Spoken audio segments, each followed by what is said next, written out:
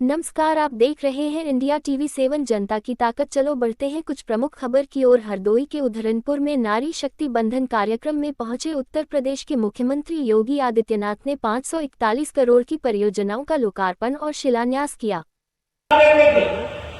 किसी आपदा की चपेट में मकान आ गया तो वहां पर मकान वो बना पाएगा, इसका कोई भरोसा नहीं था।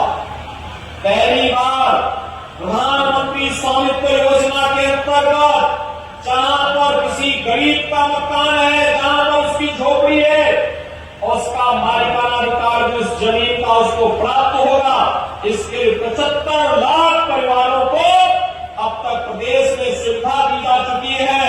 और दिसंबर तक हम लोगों ने तय किया है कि प्रदेश में 1,25,00,000 परिवारों को यह अधिकार हर हाल में उपलब्ध होना है। उत्तर प्रदेश देश के अंदर पीएम स्वनिधि में आपने देखा होगा, इससे पहले ठेला, खोमचा, रेहड़ी और पटरी व्यवसायियों का कोई पुरस्कार नहीं होता था।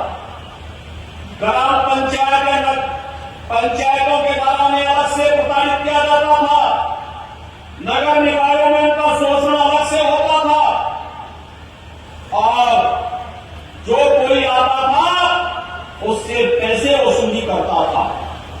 लेकिन भाइयों बहनों, आज पीएम स्वनिधि योजना के अंतर्गत बैंक से उन्हें जोड़ने की कार्रवाई करने के साथ, अगर डिजिटल पेमेंट के साथ वह व्यक्ति जुड़ा हुआ है, उसने ट्रेनिंग ले ली है, तो कोई भी पटरी व्यवसायी पीएम स्वनिधि योजना के अंतर्गत ब्याज मुक्त ऋण लेने का अधिकारी बन सकता है।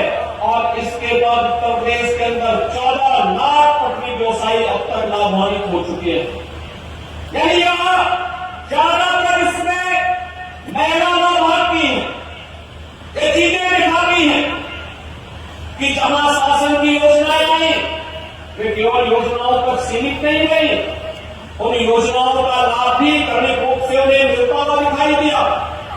परिवार स्वावलंबन की ओर अग्रसर बढ़ता हुआ दिखाई दिया। शोषण मुक्त समाज की जो कभी कल्पना होती थी, आज साकार होता हुआ दिखाई दे रहा है। और प्रदेश में डबल इंजन की सरकार आने के बाद भी जो कदम उठाए गए, आज उसके परिणाम भी हम सबके सामने हैं।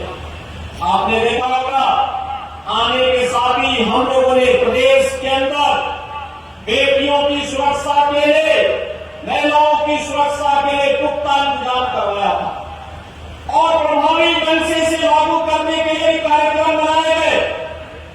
आज उसके परिणाम हम सबके सामने आते हैं। 1947 से लेकर के 2017 तक इन 70 वर्षों में उत्तर प्रदेश पुलिस बल में केवल 10,000 महिला कार्मिक थी। और आज मैं कह सकता हूं, पिछले 6 वर्ष के अंदर जिन अतिरिक्त भर्ती के कार्यक्रम को हमने सफलतापूर्वक प्रदेश में लागू किया, आज उसका परिणाम है उत्तर प्रदेश पुलिस बल में महिला कार्मिकों की संख्या वर्तमान में 40,000 है। ये 40,000 संख्या इस बात को बताती है कि महिलाओं के लिए जो पुलिस में भर्ती होना चाहती है, उन्हें जब भी आवश्यकता पड़ी तो हमने कहा प्रदेश में 20% महिलाओं के लिए व्यवस्था होनी चाहिए भर्ती की। और उसका परिणाम है 1.5 लाख भर्ती हुई, 1.5 लाख में 30,000 महिलाओं की भर्ती हो गई।